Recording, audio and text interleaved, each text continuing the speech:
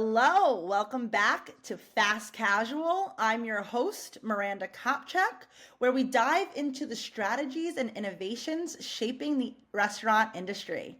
Today, I'm thrilled to have Mark Lohmann, CEO of Birdcall, joining us. Bird, Birdcall is an innovative QSR brand that's redefining fast casual dining.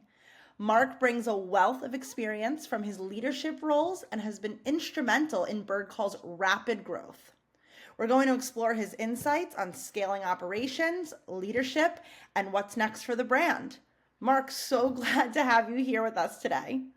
Thank you very much, Miranda. Could not be more thrilled to be having the conversation today. Just looking forward to seeing where the conversation takes us.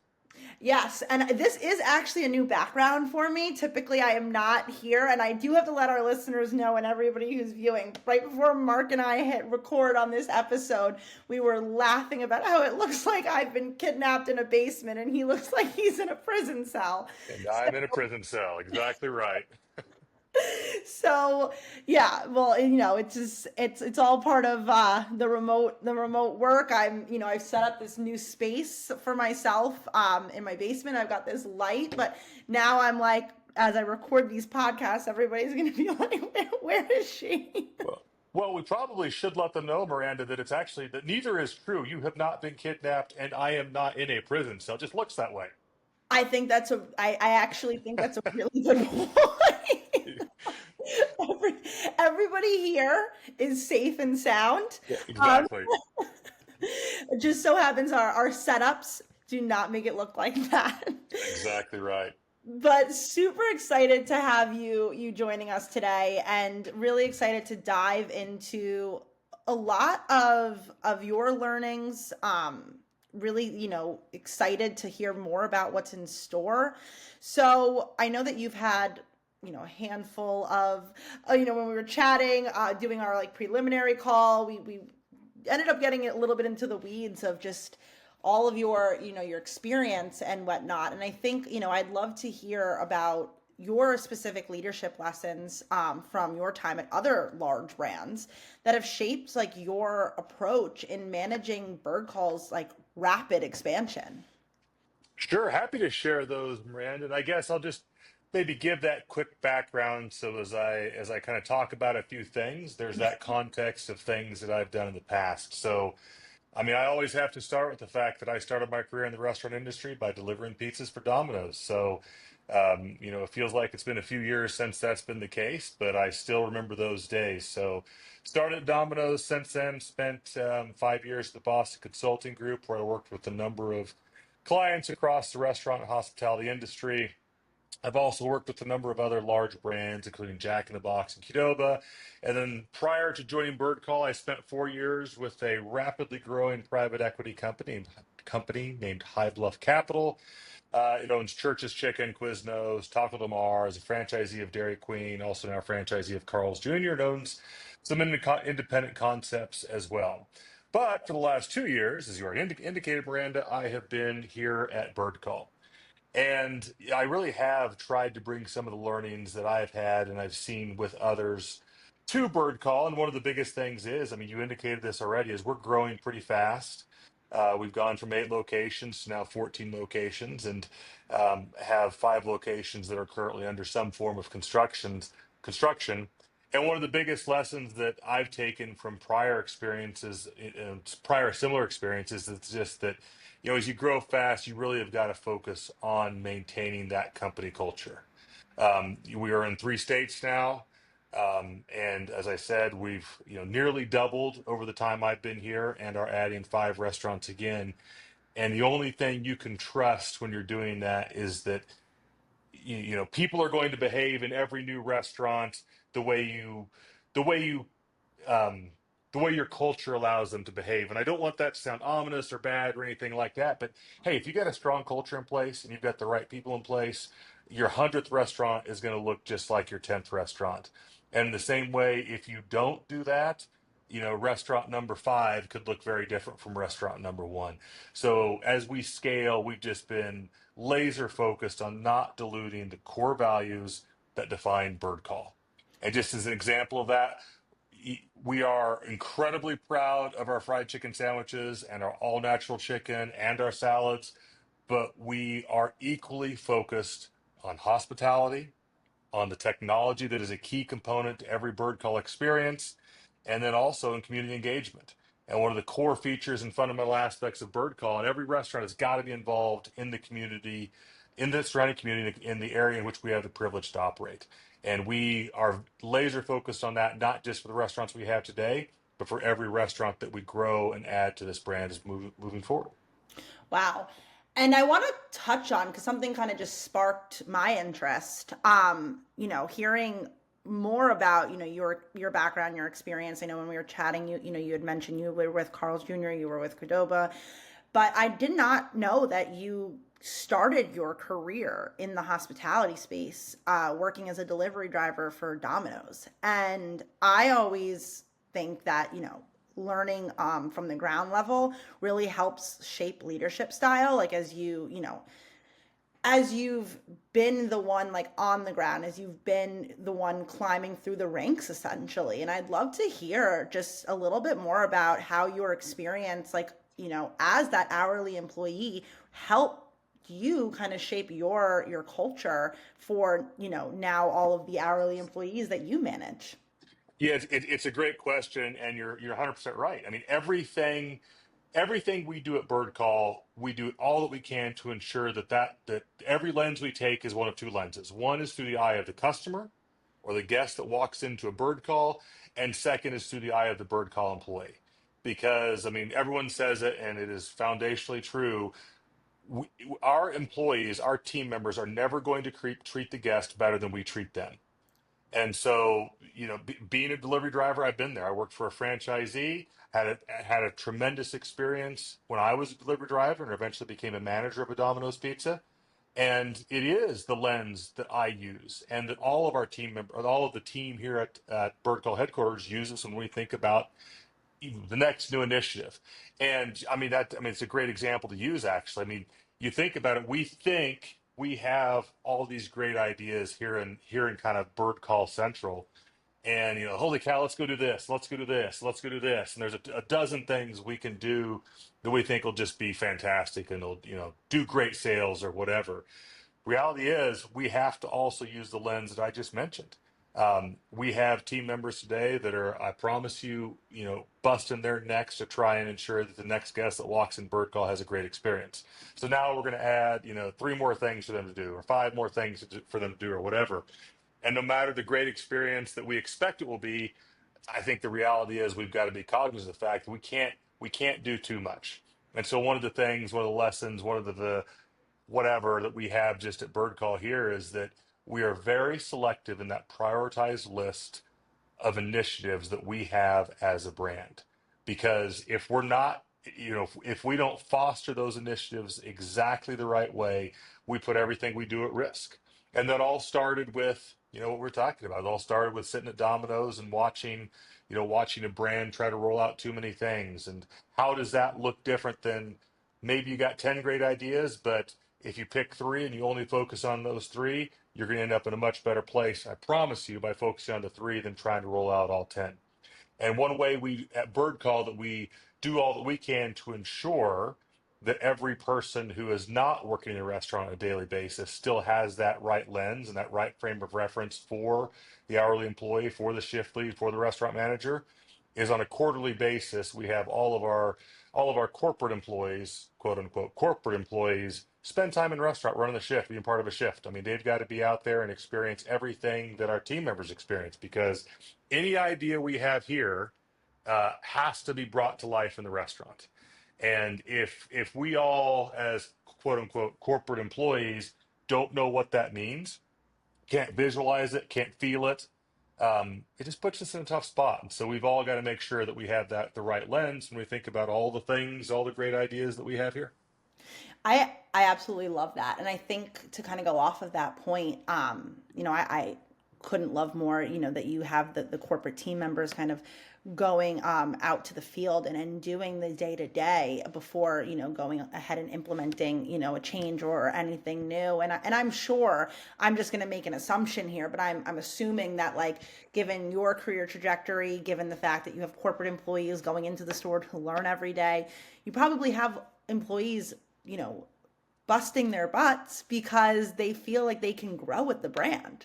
Like, they Yeah. see their leadership team, um, their career trajectory, they've seen like the example set, and they want to work hard for the brand. They want to be part of that culture and that growth. And I guess, as you guys have expanded rapidly, as you guys are opening 5 new stores, how do you guys approach hourly hiring and talent development, to ensure not only that team members grow alongside the brand, but also continue to fit that cultural mold, Yep. that culture that you're looking to drive?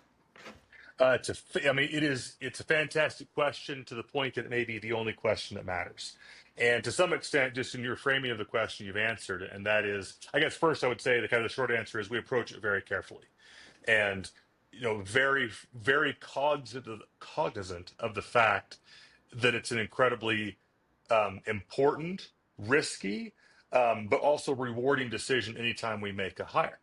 And it's for all the reasons you've kind of intimated again in the question, and that is, um, for a brand like Birdcall, in which hospitality is incredibly important for us, we know that we have to have team members that live our values and for whom hospitality is important to them. Because if you walk in off the street, you've never been a Birdcall, had a terrible day. Look, we all have bad days. Every person who walks in still has to have that same great Birdcall experience. And if we make the hiring decision wrong, that's not going to be the case. And so that's why it's just incredibly important to us to focus first on values. We have to hire people that only match our bird call values. That's number one. Number two is we have a fine balance of, and as I think any business or any company should, we have a fine balance of hiring people that are kind of aces in their places. They're coming in to do a job, to focus on something that they love, that they want to do, and that may be for them, that's where they want to stay. But at the same time, we are hiring people because we're growing. A lot of people want to grow with us or with the company that they're at, and we like to believe, and we do provide plenty of opportunity for advancement within Birdcall. I mean, everyone says it, and we're doing the same thing, which is it is a whole lot cheaper, better, easier, whatever, to promote someone from within who already knows your values, who already knows how to operate a bird call, than it is to go outside of bird call and try to hire someone else. And so I couldn't tell you off the top of my head how many of our current general managers have been internal promotes. I could certainly calculate if we sat here and thought about it long enough. But what I'll promise you is more than half, and that's the real number, more than half of our current general managers were assistant general managers at Bird Call before. So we're not in the business of going out and finding new GMs or GMs from another company. We're in the business of hiring people that we believe can be at Bird Call not just today, not just tomorrow, but for years to come. And when you have the luxury that we do of it being a growing brand and more locations coming, you create an environment which people are excited about. Hey, you know what? I started my career at Bird Call, but there's also no reason I can't be at Bird Call for the next 5 years, 10 years, maybe maybe my entire career. Who knows?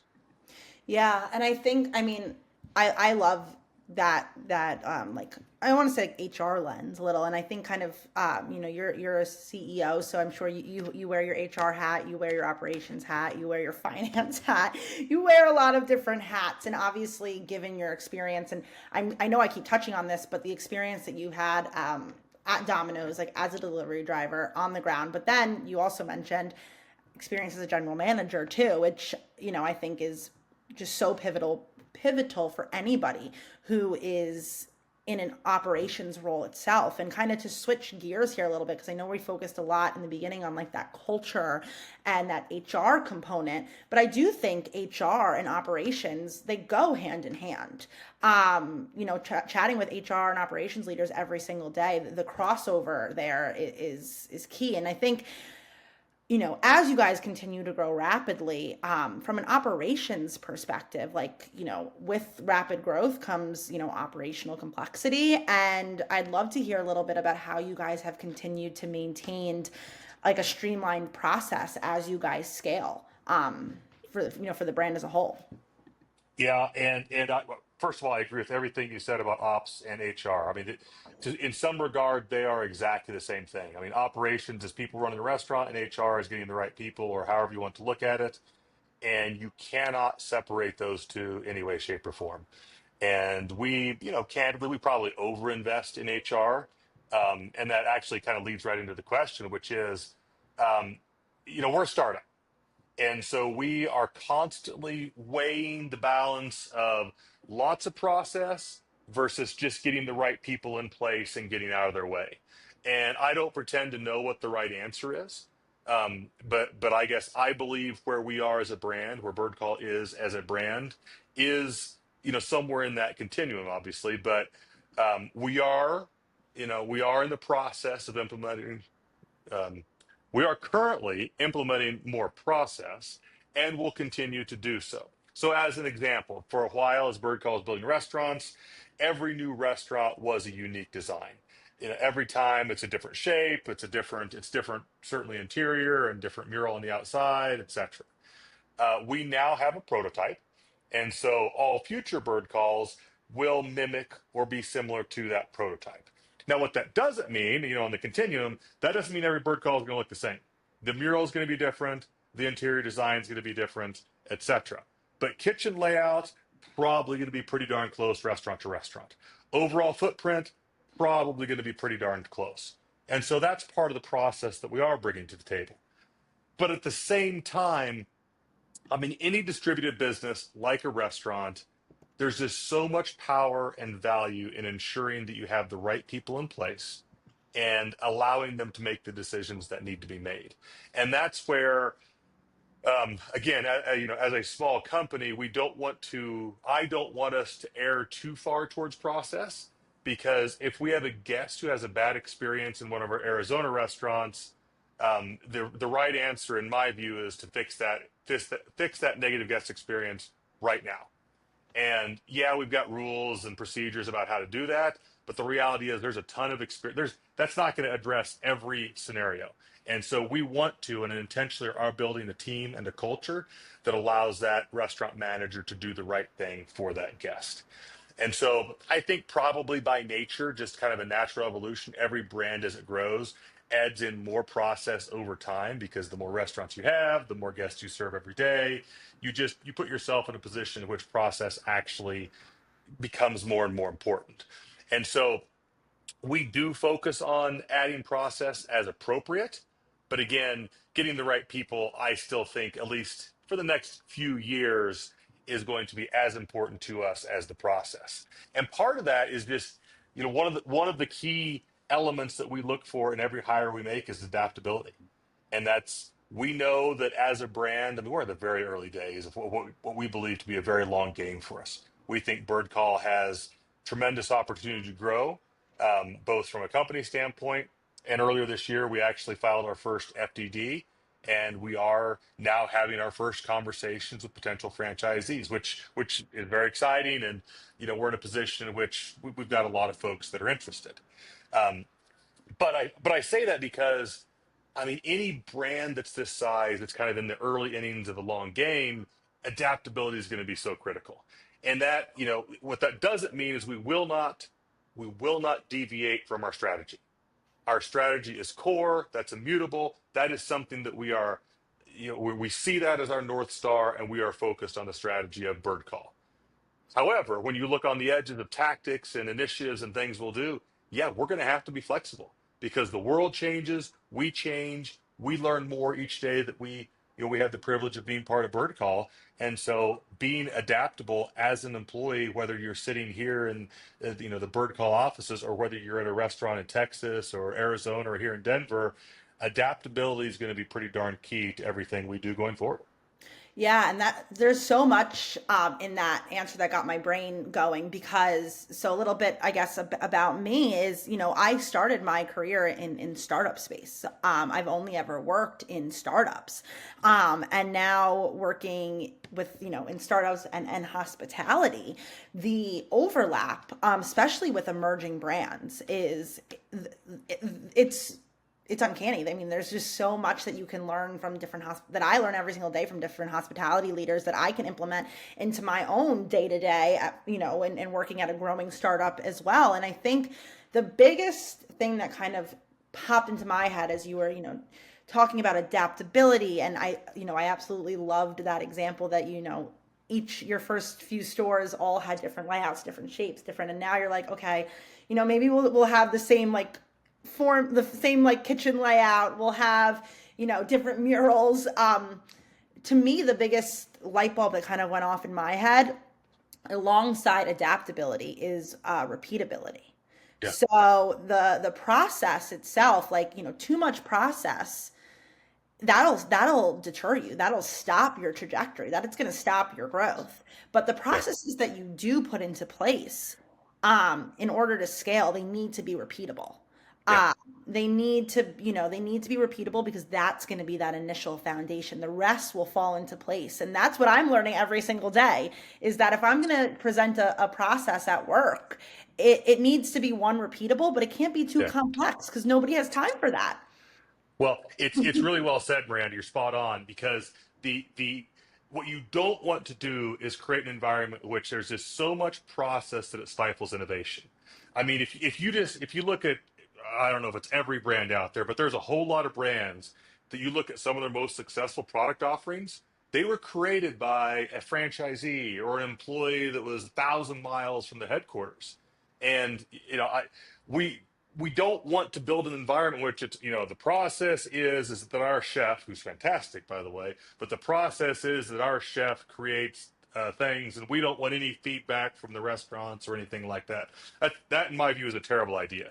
What you really want to have happen is you want to find out that the employees of a restaurant in Arizona, let's say, they've been, playing with our ingredients and playing with our products, and it turns out that they've created something that they are eating, every night after the restaurant closes because it's so darn good. And they're using it, they create it using ingredients that we just have in the restaurant.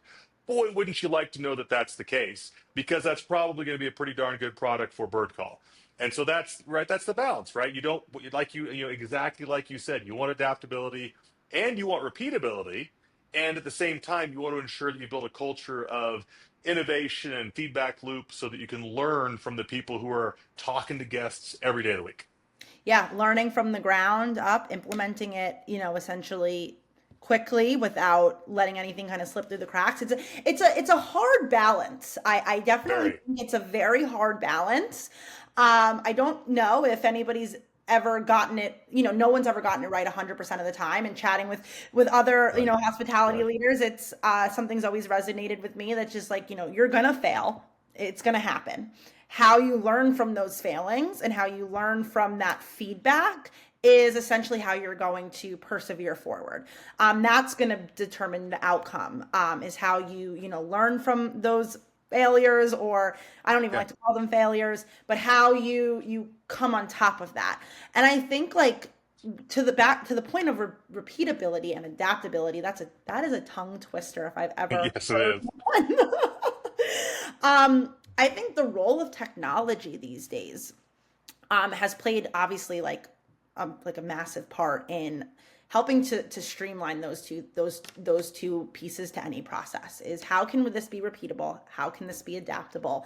And I'd love to hear, a little bit around, like, how technology has played a part in, your operational success at Birdcall, because it's essential now to be able to grow at this scale, but also ensure that, the processes that you do choose to stick to, back to my tongue twister, are repeatable and adaptable. Yeah.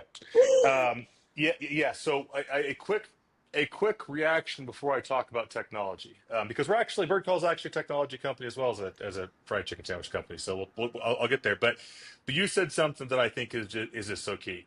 And we just yesterday, so this earlier this week and into yesterday, we had our general manager summit. So all of our restaurant managers came to Denver, and we spent some time with them, obviously having fun and reinforcing and building culture, but also just talking about some things that we believe are important for them at the restaurant level. And you mentioned the word failure.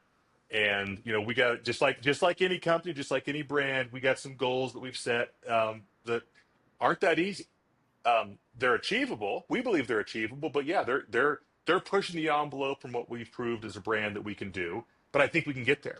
And one of the things I shared with the general managers is that what I expect from them or from us as a team is that we will push so hard that we fail, and that is exactly what we should aspire to do, and that failure is not the type of thing that as a company we should be ashamed about at all. I mean, if we fail at something and then do it again and do it again and do it again, well, shame on us. That means that's probably not a good learning. But if we push so hard we find out that we fail, and it means we got 80% of where we really wanted to be, but it's a whole lot further than we are now, that's a good thing. And the only way you ever kind of push your outer limits is to fail at things. And what I promise them is that because you fail, I mean, push hard enough to fail. That is not something that us, corporate whatevers are looking at and say, you jerk, you failed or anything like that. No, I Woo! mean, fail, let's learn. Just we've got to push the envelope, and as long as we keep that feedback loop open, we're all going to be good. It's how So you handle the failures. That's really what it comes exactly, down to. And failing means you tried. It means that you yeah, tried something. I mean, if you don't fail, that means you didn't try. yeah, I thinking about it, probably if you were to talk to every single massive company that everybody, that everybody knows of, and any household name, they're sure they've got a book of uh, failures, but yeah, those failures brought them to their end yeah. goal. And I think it's just so important in operational success, in HR success, in people, in all of it. But yeah. But you Um, know, it's the reaction. It's the reaction. And I've been at companies when failure was not tolerated, and Birdcall is a place in which failure is actually encouraged. But you asked about technology. yes, yeah. Um, My question was twofold. As I was yeah, talking, I had a lot going on in my head. So many things just stirring in there that I was like, I need to make sure that I get it all out. So yeah. So as I mentioned, Birdcall is actually a restaurant company and a technology company. So we developed and are operating with a proprietary technology stack in our restaurants. We call it Poncho. So when you go into a Birdcall or you go to eatbirdcall.com and order from us there, that is all a technology solution that we, and by we I mean others on the team, much better at this type of thing than I am, have developed a pretty darn cool technology. Like I said, we call Poncho. And so, and actually, it's not really a secret, but not really widely known. Birdcall actually started as a technology company first. So the poncho side of our business started the year before started in 2016. Then we opened our first restaurant in 2017. And today, every Birdcall that you see is using poncho. And I'll talk about what that means in just a second. But I would also say we've gone now this fall, or actually, I guess this winter, technically speaking, we will actually begin licensing poncho to our first external partner. And I expect that based on the interest we're seeing and just conversations we're having, I think that's going to go pretty quickly. We're getting a lot of positive feedback and talking to others about Poncho, and didn't really start entertaining the idea of licensing Poncho to others until earlier this year.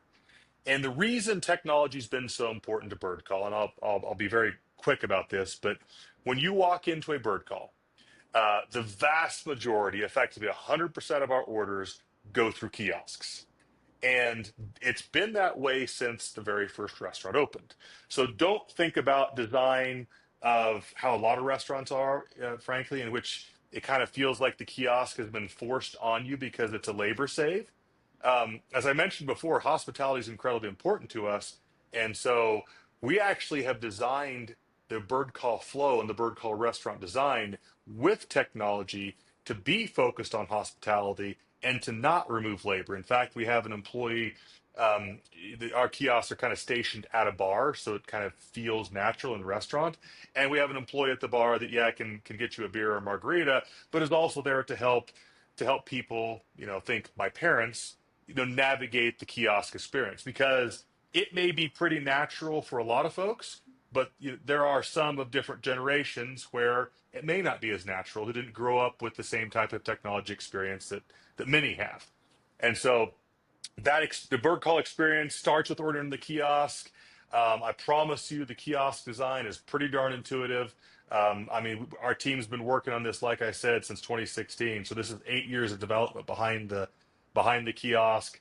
That order from the kiosk goes to actually a pretty cool feature. We call it our Q screen. So you place that order immediately on the wall on the TV. You'll see a countdown until how long does it take until your order is ready. So 5 minutes and 45 seconds, and it'll keep counting down. That'll say your order's ready in bay 8. And then you get to go pick up your order. But the entire time, there are employees there to help with any issue you may have. But at the same time, and this really is the jewel in the crown, I believe, of Poncho, is it's the kitchen display system. All of the technology in the kitchen helps navigate the process. We're not passing that order off through any integrations or APIs or anything like that. The guest order that's placed at the kiosk or online or at one of our drive-throughs or wherever it may be, all comes into the Poncho system. The KDS and the kitchen display system in the kitchen is just designed in such a way that it's very intuitive, but it's also very guest and employee centric. So it allows that order to be handed off seamlessly, to ensure accuracy, to ensure freshness, but also just to be done. I mean, nobody wants to work in an environment that just is hard or non-intuitive or whatever whatever you want to you say. And that's part of the brilliance of the Poncho solution in the kitchen. Like I said, intuitive, also looks pretty, but also helps us drive high accuracy and high employee satisfaction, but also high guest satisfaction. That's so interesting. So I mean, I have so many thoughts, and I mean, I work, in tech too. So we're a tech company too. I've got, I'm not gonna toot, like I said, I'm not gonna toot my horn. We've got an incredible team behind us that's building out that tech, and like you Mhm. said, with Poncho. But to that point, so one thing that's really stood out to me is that you mentioned Birdcall was a tech company before it was a restaurant concept. And Yep. I'm sure like the listeners listening into this are going to be shocked by that just as much as I'm shocked by that, because Yeah. I would think that you guys would be a restaurant concept that build technology to support the restaurant. But I'd love for you to elaborate a little bit on the background and the history Yeah. that of Birdcall. Yeah, happy to. And so the two founders of Birdcall, I guess again, founded Poncho first. They're restaurateurs here in Denver. Fantastic individuals, just tremendous in so many regards.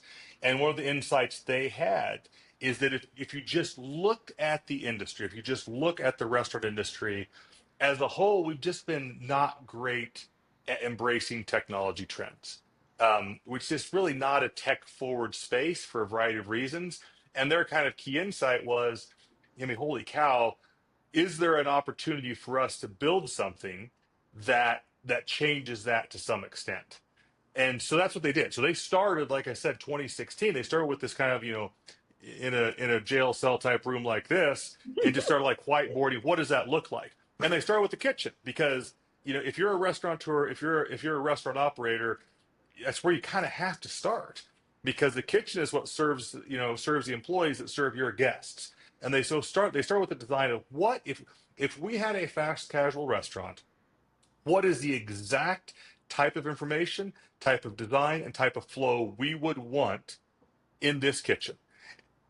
Excuse me. And then outside of that kitchen, how would you then facilitate the ordering process? So with again another insight of, again, I promise you, the kiosk was not designed as a labor save, because the other insight was, hey, again, restaurant industry not very tech forward, but if you look around, everybody's got a phone now, everybody's got a tablet, everybody's got a laptop.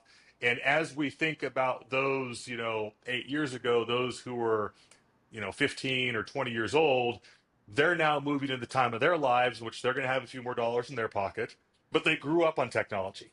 And so, just as an example, one of our restaurants here in Cherry Hills and in here in Denver, it's the one kind of closest to where I am, so I spend a lot of time there. The team spends a lot of time there. It's incredible watching how people engage with the technology, because you have a segment of the population. It's near a couple of high schools. You have a segment of the population who walks in, doesn't even look at an employee. And I don't mean that in a bad way, but they've been raised in such a way that there is zero discomfort with technology.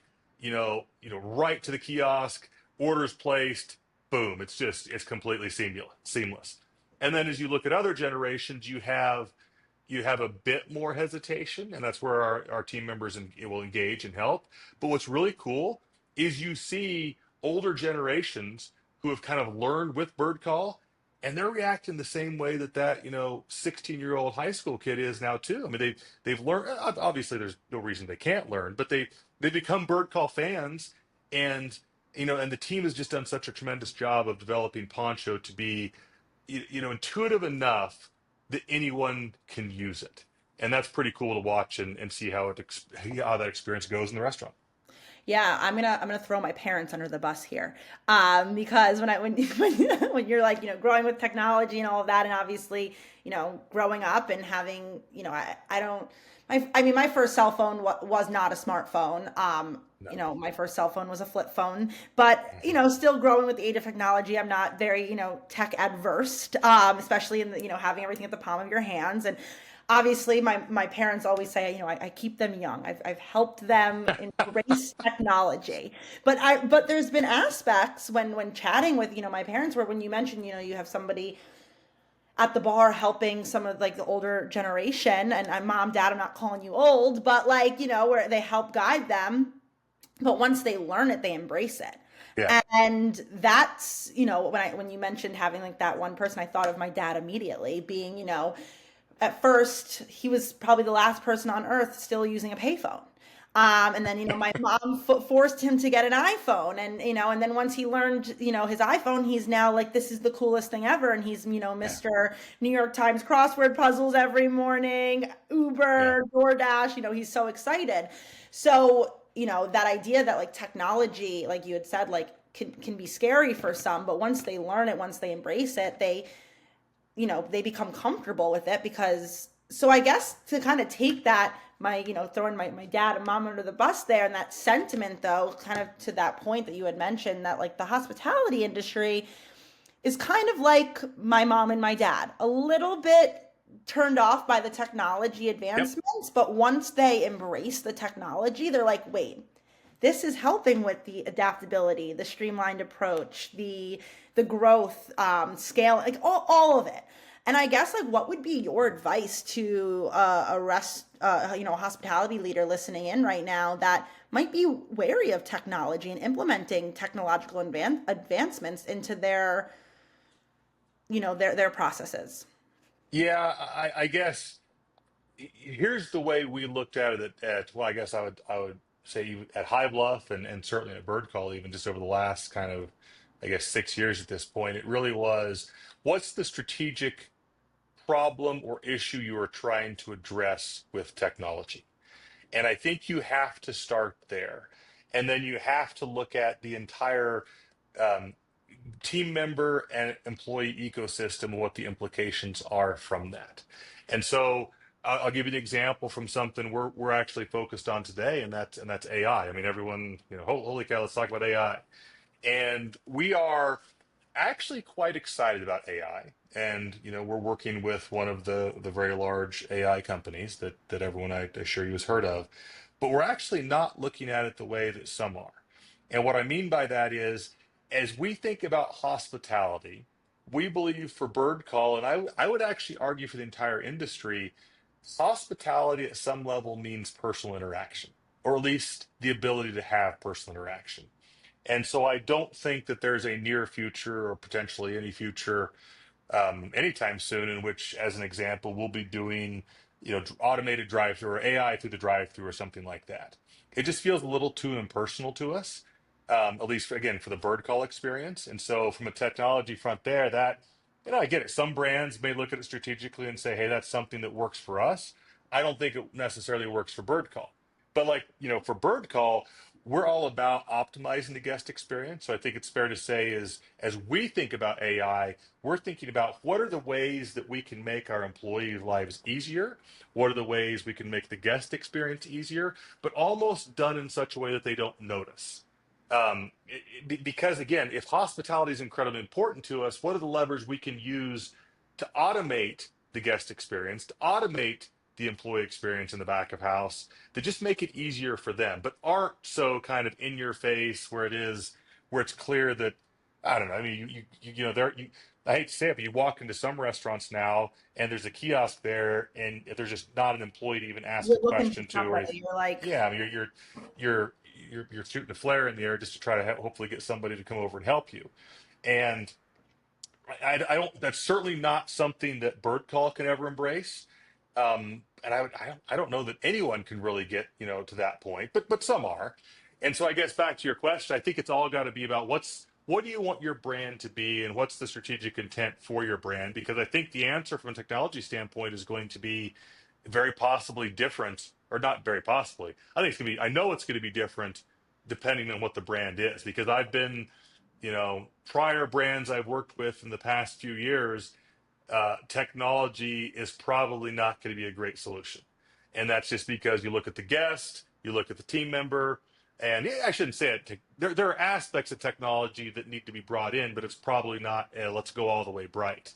And then there are other brands I've worked with, and it's just, hey, why not, pull the trigger now. There's no reason not to run hard toward this, because I guess implicit in your question, I mean, technology means so many things, and that's when we look at it's one of the reasons we've got Poncho, and like I said, the founders created Poncho.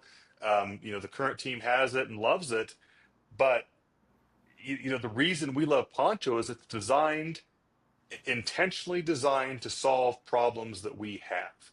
And if you don't take that approach of what's the problem I have? How do I solve it? And the answer is, X, Y, Z technology. If you're not taking that approach, I guess I'd struggle with it, because technology for technology's sake doesn't usually work that well.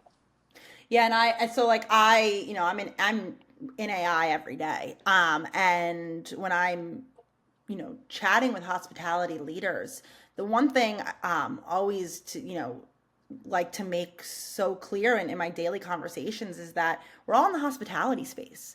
That human element is so important. It's so key. But one thing that really resonated with me that you just said was, where you leverage the technology. Because if it's going to enhance the guest experience, if it's going to remove the manual work associated for your team members, if it's going to make their lives easier, then learning to embrace that technology is key. Yeah. In implementation and scaling and growth and all of it. And yeah, this, I mean, But it's it goes back to some of the conversation that we had earlier, Miranda, about bringing the team members into it. Because if you're trying to apply technology to a restaurant and you don't understand what the actual implications are, I'd be very nervous. And I'll give you a very quick story. So right before I joined Bird Call, we went to a team of us went to South Korea to look at a fryer, an automated fryer, basically a robotic fryer that would fry chicken and flip it and do all this fancy stuff. And we talked to the company, and it was a fantastic, it's perfect, it works great, don't worry, you're gonna go see it, you're gonna be impressed. So we get to the restaurant in Seoul to go check out this technology. They knew we were coming. They welcomed us at the door, and they said, oh, let's go turn the machine on, and we'll bring the person who actually uses it. Because this was middle of the day, they had found that the machine was so cumbersome, they actually had to have a specific employee who could use it, and they were still using the prior team that was using the fryers.